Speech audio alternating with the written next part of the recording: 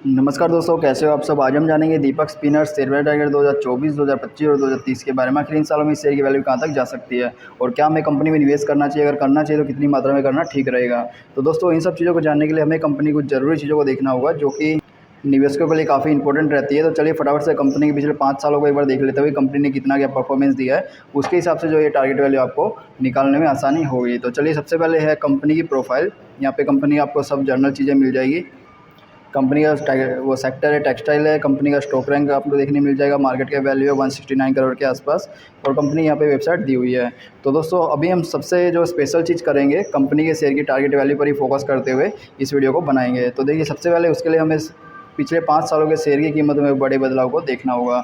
तो 29 अप्रैल 2019 को देखें तो कंपनी के शेयर की वैल्यू 96 रुपये के आसपास ट्रेड किया करती थी। और अगर 5 सालों के बाद इस वैल्यू को देखें तो 29 अप्रैल 2024 को यह वैल्यू 96 से बढ़ के हो जाती है 232 के आसपास और ये मैक्सिमम गई है 464 पर। तो कंपनी ने जो है कंपनी के शेयर की वैल्यू ने पिछले 5 सालों में 96 रुपये से लेके 464 तक का सफ़र तय किया है। मतलब लगभग जो है कंपनी ने पिछले 5 सालों में 3 गुना का रिटर्न अपने निवेशकों को दिया है। तो यार 5 सालों में 5 साल काफ़ी लंबा समय होता है। 3 गुना का रिटर्न वैसे ज़्यादा अच्छा तो नहीं कहा जा सकता, पर एक अच्छा रिटर्न जरूर कहा जा सकता है, क्योंकि कंपनी जो अभी स्मॉल कैप पे काम कर रही है उसके हिसाब से रिटर्न एक अच्छा रिटर्न कहा जा सकता है। तो इसलिए हम इसको एक प्लस पॉइंट ऐड करते हैं। यहाँ पे हमने व्हाइट बोर्ड को रखा हुआ है जहाँ पे हम प्लस पॉइंट और माइनस पॉइंट को ऐड करते रहेंगे।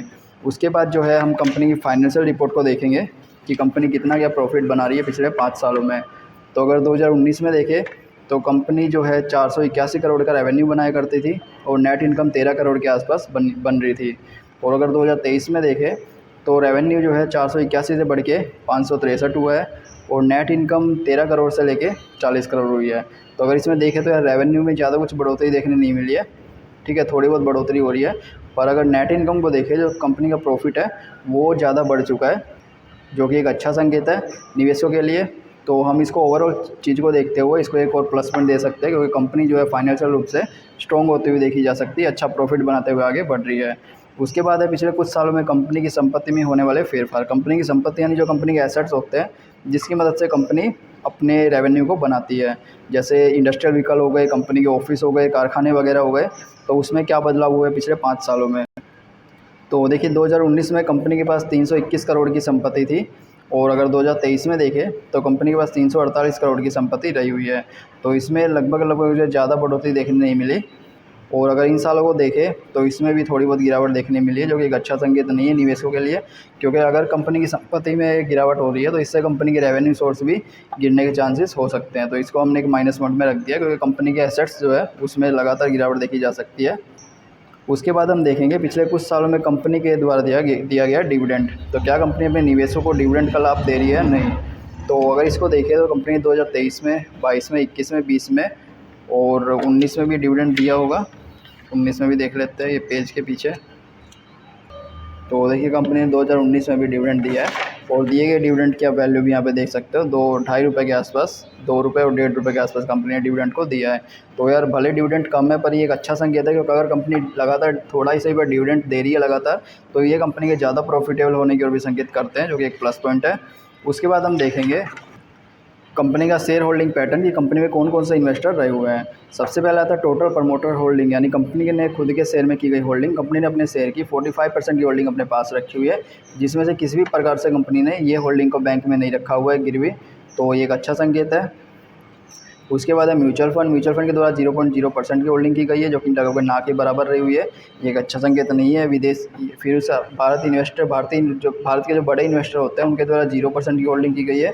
ये भी एक अच्छा संकेत नहीं है, क्योंकि अगर भारत के बड़े इन्वेस्टर इस कंपनी में निवेश नहीं कर रहे हैं तो हो सकता है उसके पीछे और कुछ ठोस कारण हो सकते हैं। तो इसलिए हमने इसको एक अच्छा संकेत नहीं मानते हुए आगे बढ़ते हैं। उसके बाद है फॉरेन इंस्टीट्यूशन, जो विदेशी इन्वेस्टर है उनके द्वारा भी कंपनी में किसी भी प्रकार की होल्डिंग नहीं गई है, जो कि एक अच्छा संकेत नहीं है। रिटेल इन्वेस्टर 54%, और जैसा कि हम जानते हैं रिटेल इन्वेस्टर अगर ज़्यादा मात्रा में होता है तो अच्छा नहीं माना जाता है। तो 54% काफ़ी ज़्यादा मात्रा होती है, ये भी एक अच्छा संकेत नहीं है।